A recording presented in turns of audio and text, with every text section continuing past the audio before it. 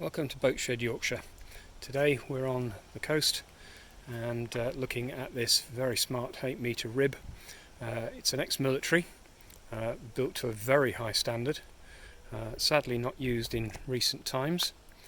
She has a very powerful 250 horsepower Yanmar inboard, good solid twin axle trailer, recently anti-fouled, retubed a few years ago.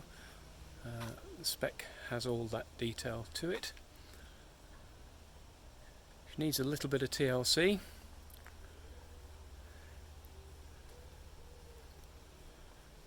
But generally a very solid rib.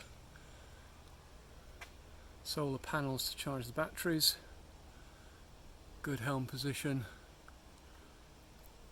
Lots of forward space.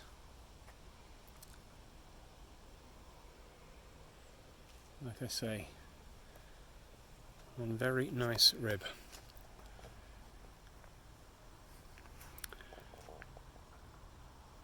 If you'd like to know more, please take a look at boatshedyorkshire.com.